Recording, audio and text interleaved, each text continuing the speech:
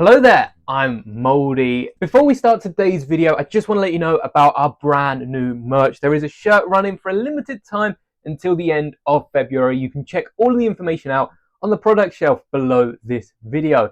May the bricks be with you always. Recently, I built the Acclimator in a live stream, last week's live stream, and this week I am parting out the Invisible Hand. But in trying to actually pick up the official set, because this set is parted out, so I did want to have the experience of opening the Invisible Hand from a box, and I don't live anywhere near a Lego store. For what it's going to cost to go to a Lego store, the set's really not that worth it. So I looked to Entertainer, who have the exclusive rights to sell the set here in the UK, and I could pick it up secondhand off Bricklink, something like that, but you don't tend to get too good a price. And turns out the Invisible Hand has already been discontinued and actually retired at the end of last year. After 8 months on shelf, well, just over, it retired and can no longer be picked up here in the UK anywhere else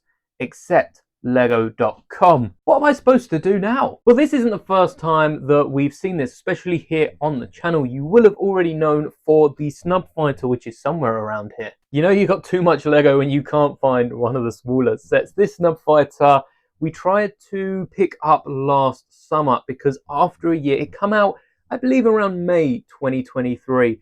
And by May 2024, this had also retired. This was available in a few more stores, so it's probably why it hung on for 12 months rather than retiring any earlier. But this was impossible to get in the UK, and I had to buy this off, I think we settled with a damaged box off somewhere like Amazon. But after 12 months, the Snub Fighter that then featured pretty predominantly in the Skeleton Crew series, which would be great alongside the Onyx Cinder, which actually came out after this set was no longer available here in the UK. And why on earth are these sets retiring so soon? Well, I had a little look, and this isn't completely uncommon for the Lego Star Wars theme.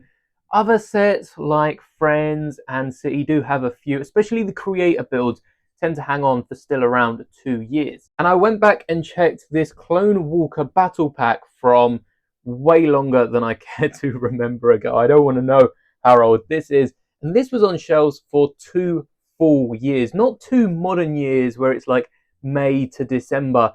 This came out January 1st and retired December the 31st the following year. So that's 2 full years on shelf for a set this small that really, if you wanted this set, it'd be so easy to pick it up within those 2 years. A few of my other older Star Wars sets were available for about 2-3 years, and there were some sets that retired within that 2-year window, but it was very uncommon 10-20 years ago. Whereas nowadays we're seeing the Snub Fighter, the Invisible Hand, and actually quite a few of the newer Lego Star Wars sets are retiring within that 2-year window. We're even seeing a handful retiring after a couple of months. I think Millennium Falcon Holiday Diorama went on a heavy sale after like 3 months and retired shortly after, but that is a holiday set, so they are exempt from this video. And just before we continue, I'd just like to let you know that this isn't something I think should really be worried about, because the aftermarket of Lego is still very, very much alive. So you can pick up these sets fairly easily on places like Bricklink, not to mention parting out sets where you just have to swap out a few of the rarer and possibly exclusive pieces when it comes to more expensive sets. But this is a problem for Lego. Picking up the turnaround for Lego sets is so fast. By the time all of these sets are retired, there are sets filling up the shelf space, with most of these sets actually being replaced like for like in terms of what the set is. So a display set will retire, chances are we'll get another one, if not one more display set the next year. The only exception recently has been Lego Star Wars battle packs, not just Clone Trooper battle packs, but battle packs in general. However, rumor has it we'll be getting 3 battle packs later this year, 2 Clone Troopers and 1 Stormtrooper. So we'll have to see and wait to find out what Lego have in store for us. But also recently, Mattel, who are known for Hot Wheels, such as these 3 brick compatible and Lego compatible cars that are really, really cool. And I've done a video on this.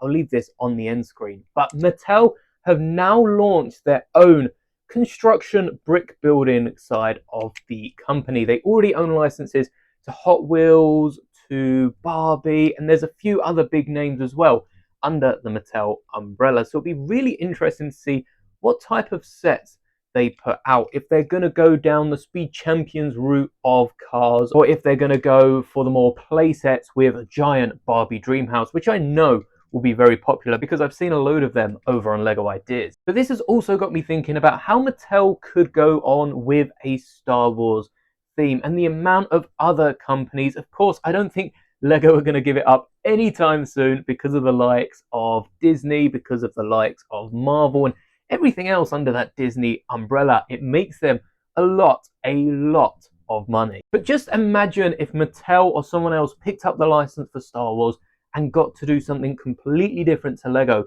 We're probably looking at CMFs, which we spoke about a lot recently. And I think if someone other than Lego picked it up, just because of the giant Lego catalog, sets would probably find themselves on shelves for a little bit longer than Lego currently have them. Now, you could also say the opposite, and perhaps the turnaround would be so quick because they want to pump out even more sets and absolutely milk Star Wars for every penny it's worth. But I do think it'd be interesting if they treated it more like model kits. And I don't know exactly how all the model kits work, but I do know every year you can go into a model shop and chances are there'll be models that are like 5 years old. Now, if Lego was to do this with some Star Wars sets, I think we as fans would be buying so many more. When it comes to battle packs, you know, every time you pick up a set, especially when it comes around to May 4th and all the other gift with purchases that Lego are putting out throughout the year, because there are a ton. So far this year, there's been a make and take every single month. Not a lot, we're only in February, but they've already released one for March as well. And we all know there's going to be a Star Wars one in May. So if every time you walked into a Lego store or a store just selling Lego and there was a gift with purchase or some make and take, you'd be inclined to pick up another battle pack. So why are some of these sets retiring early? A lot of people are wondering if the Star Wars theme is dying.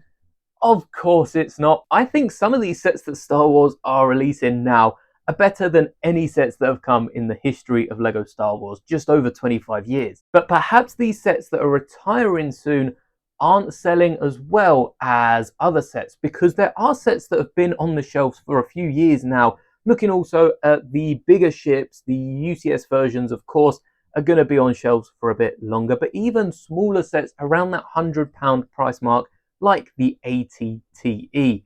An amazing set was meant to retire last year, according to the rumours. I never trust what the rumours say for retiring sets, because there's really not much to go on for when a set can retire. And with Revenge of the Sith's anniversary this year, as you all know by the anniversary brick we've made recently, it made so much sense to keep the AT-TE on shelves for at least another year, if not maybe even longer if it's really selling that well, because that's been the main way for us as fans to collect not only AT-TEs, but also 212 Clone Troopers.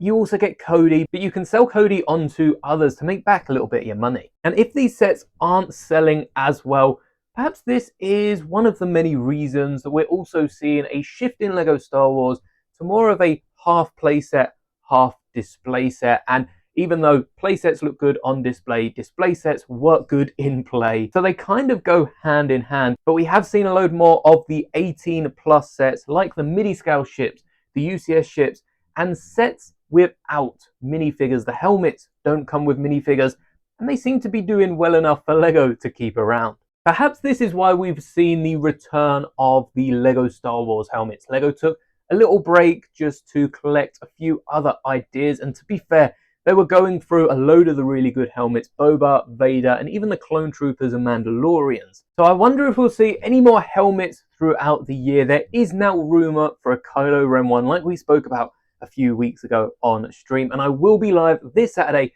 building the Invisible Hand. So be sure to join the stream and continue the conversation there. Otherwise, I look forward to hear what you have to say down in the comments.